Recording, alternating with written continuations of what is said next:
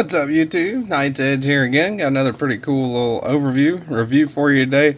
Still got a little bit of metal, even though I cleaned my hands, still got a little bit of metal on them from live sharpening I was doing a while ago.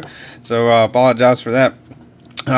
Anyway, this one was sent to me by Carry & Cut. Definitely go check him out. He's got a pretty cool channel. Awesome dude. He's doing a lot of verticals now. He's done pretty well with them, really well actually. He's got some awesome knives, great collection, and is very approachable and nice dude. So definitely, if you're not subscribed to him, go give him a subscribe. It's at Carry & Cut. I'll have him linked down below. So appreciate you, Carry & Cut, for sending this one along for me to take a look at. And thanks to all my subscribers, channel members, Patreons, everybody. Hit the like button if you like the content. Subscribe right down there, that little area, kind of. If you want more of it, I really appreciate everybody, community being so supportive. And without further ado, let's get into it. This one is the Ferrum Forge Allurus. Pretty cool knife, and I have to say, very reminiscent of the Praxis. I don't have a Praxis on hand to compare it to, but we'll compare it to some other pretty cool knives. Let's go ahead and do like normal. We'll do an overview on the specs first. That should be up at the top. Maybe, I don't know. I might have forgot to do it. Depends on how lazy I'm feeling, I guess. We'll know whenever the video publishes, right? So overall, from the tip of the blade into the handle, right at 8, just a hair under 8 inches, man. Like 7 15/16, a little over that, almost 8 inches. So almost what I would say is, you know, consider a full-size knife.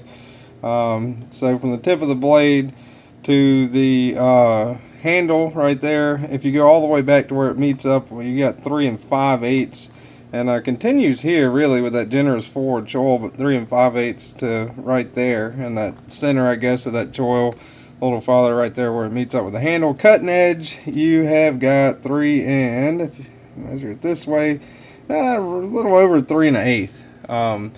3 3/16, maybe just a hair over 3 1/8. Very generous forward choil on that one. We get out the calipers here and turn them on. That always helps. So do thickest part of the spine, looking at 120 thousandths there. Let's do all the way up here, 119 thousandths, so around 120 thousandths on the thickest part of the spine. And let's see, trying to get it in the camera, 12 thousandths, man. That's crazy. Let's do another checkarooski here. 8 thousandths. That is nuts. Getting super thin on that. 15 thousandths or 11 thousandths there. So make sure I'm getting it. Yeah, 14 thousandths there, so pretty thin, man. I think it goes down pretty thin. Let's do the handle thickness there, under 1/2 inch, 430 thousandths on that handle thickness. Go ahead and jump into some size comparisons here. We'll do some of the usual suspects first. Got the Ontario Knives Rat Model 2 and the Ontario Knives Rat Model 1. Alright. So not quite as long as the Rat 1, but actually a little less cutting edge than the Rat 1, but the Rat 1 definitely doesn't have that forward choil cut out into the blade, right? And definitely bigger, definitely bigger than the Rat Model 2 for sure. Throwing things around here on accident. Got my Help with Gadgets knife holder here, holding up the usual suspects. That's your Demco 8010 and your Demco, or your Cold Steel 8010. I always mess that up. And your Demco 8020.5. That's a slicer variant, so a little bit longer than the slicer variant, but a little bit more cutting edge than the 8020.5. All right, let's see what else we got. The Spyderco Paramilitary 2 right there, and the Spyderco Para 3.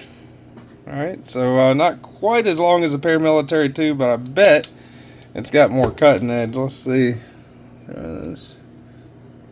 No, maybe not. Maybe not. Paramilitary 2, right about the same, or maybe a little bit more cutting edge on that Paramilitary 2. They both have really, really large forward choils on there.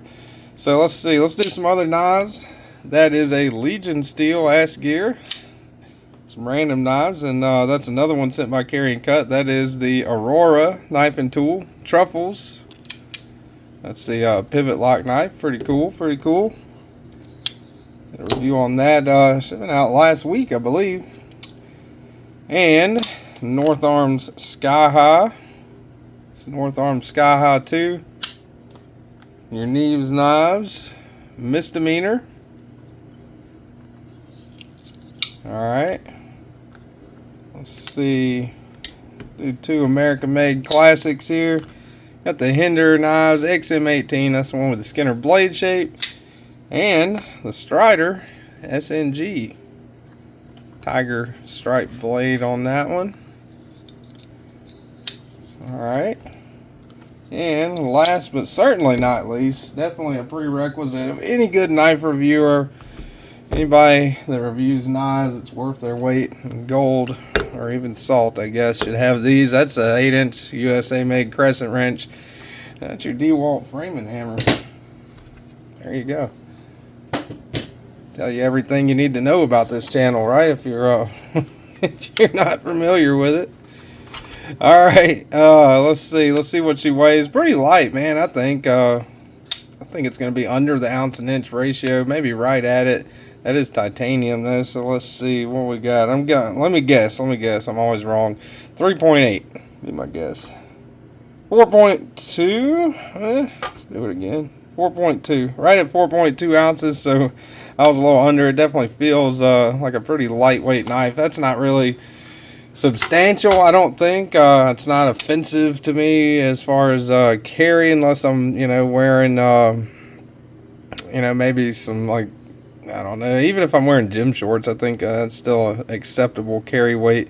Not really any milling going on inside of here to speak of, other than a little cutout there, but not really any milling happening in there, but not really an issue, man. I don't really think it needs it, to me, to be honest, to be lighter or anything like that. This is the, I got some sticker residue on here.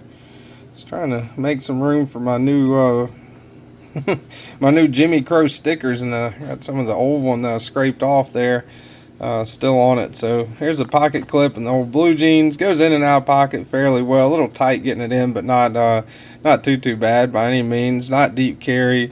Got about a finger width or so sticking out of the pocket. Really like that pocket clip. Got a few snail trails on there. I mean, this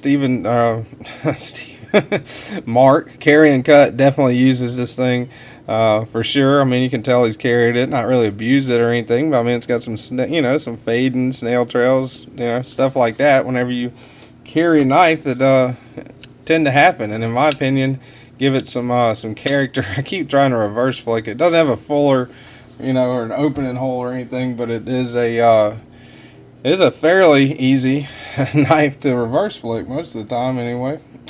Alright, let's do a hardware check. Single-sided captive pivot right there. Pretty cool looking, I think. No visible hardware on this side. That's awesome. You got the kind of clamshell, I guess you'd call it. Would you call it clamshell construction? Not a backspacer, but that's part of this side. That's part of this side. Comes together pretty nice like that, I think. This is a T8 bit that I have here.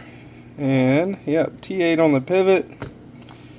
Let's check this lock bar screw out. That's a T6 on the lock bar screw. I'm thinking T8 on the body screw. Yeah. And clip screws. 2 clip screws. I'm thinking T6 on those. Yeah, T6. So T6 on the clip, T6 on the lock bar inserts. On the lock bar insert, rather. And, whew, man, lost my train of thought there. T8 on the body screw, on that body screw. And T8 on the pivot. Single-sided captive pivot. T8's fine on that and that. Wish the others would have been T8 also, but not really too big of a deal. Very minimal hardware on this knife for sure. Alright, so that's overall specs. The overview, I guess you could call it. the review part of it, let's go into ergos first. This is a very ergonomic knife, very nice full forward choil to grip up on. A little sharp if you got fatter fingers, but not too bad with my large glove size hands. Choke up feels really nice, feels really comfortable right there. I'm squeezing the heck out of this thing. It's locked in pretty solid. Choke back, you can kind of trigger pull it with your thumb up there or fit into that little groove right there pretty nicely. Choke back, still got a full 4-finger grip on this bad boy, so very nice. Really smooth titanium. It's not aggressive, it's not toothy. Kind of tapers down there. Let me get a closer look at it. Let me see if I can shake the hell out of the camera too on accident. But look, right there, kind of, I like those that kind of pattern they did right there. It's pretty nice. And again, no backspacer, but clamshell construction, pretty cool. Definitely helps keep some trash out, from the top anyway. Yeah, nice that they put that lock bar insert in there. Ergos are pretty solid, I think. No issues with the flipper tab. Pointing down can be a little bit sharp maybe, but not too much, I don't think. And this jimping's really comfortable up here.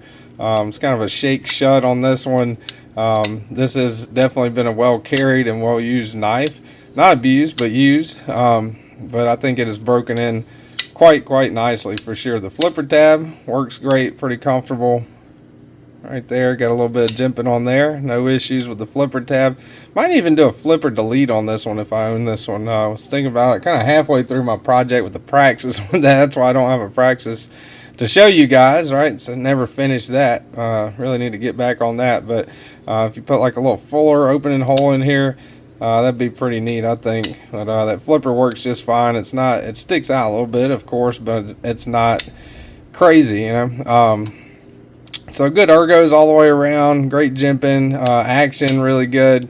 Flipper tab, reverse flit. You can do that on there too if you get it in the right spot and kind of get used to it a little bit.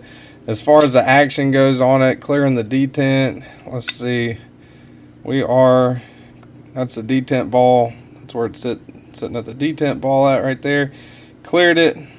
All right. So have a shake shut. It's riding on bearings. Pretty smooth, no blade play left or right at all. Let's see if it's still centered. Yeah, fairly centered. Still pretty centered. And that's over a period of me carrying it, using it a little bit, and I'm sure Mark has carried and used it a lot more than I have. But yeah, it seems like it's got some longevity to it. Wow. CPM 20CV. Get a close up there of that on the blade steel. No billboarding whatsoever. I don't see any logos, nothing. I mean, you got the pivot. It's kind of a unique looking shape on the pivot there, right? But yeah, I think that's pretty cool, man. I like how they do that. Pretty plain. Not throwing it out there in a huge way. No big letters and no serial number. All that stuff on the. A lot of knives I'll look at and I'll see like I'll see the design and the blade and everything. I'm like, man, that's awesome. I take a closer look and it's got serial number and it's got the company, and then it's got the model, and you flip it over and it's got the steel, and then it's got the designer logo, and it's got all kinds of stuff on it that doesn't need. So I'm a big fan of I wouldn't say minimalist design, but a lack of billboarding is a good thing to me. Anyway. Yeah, these are OEM'd. I don't know. I tried to find it. I couldn't find it. If you know, please let me know down in the comments. The 1-2 people maybe that are still listening down in the comments, let me know if you know who OEMs these.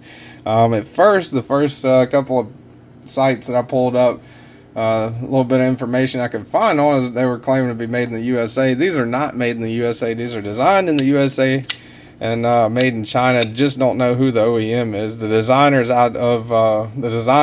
are out of San Diego, I believe. And Ferrum Forge, of course, has a few other really cool models I'd love to check out too. The Archbishop being one of them. So Yeah, I think that's pretty much it, y'all. The ano's really good on the titanium, really smooth titanium, solid ergonomic knife. Love that notch, love that choil. Kind of makes the knife very reminiscent to me of the Praxis, but a good bit different also. So really, really slicey, really good knife. This one's gonna probably go on my most recommended knives playlist. And if you guys would like to buy one, I think the price, let's see, on BladeHQ right now, at the time of publishing this, they are available. They are available on BladeHQ, $289.95. That's the price on them. If you use my affiliate link down there in the description, it'll help the channel out. Don't have to do that. Just letting you know it's there. I always forget to even mention that half the time. But for the price, I mean, for $290. There's a few others that I would go for, a few other knives that I would go for that price. It's on par with a lot of other stuff that's out right now in the same price bracket. You've got like the Spyderco Bodacious, you've got the Shaman, stuff like that you could also look into in the same price bracket that are in fact USA made, but nowhere near the same aesthetic and stuff like that. So yeah, that's I guess something to consider on that one. So if you liked the video, hit the like button, really appreciate it. Subscribe to the channel if you're not already. Thank you again, Carry and Cut, for sending this really cool little knife along. And thank you guys for watching. Thanks all my members, channel members, Patreons, subscribers. You guys are awesome. I will see you in the lives, and I'll see you next time.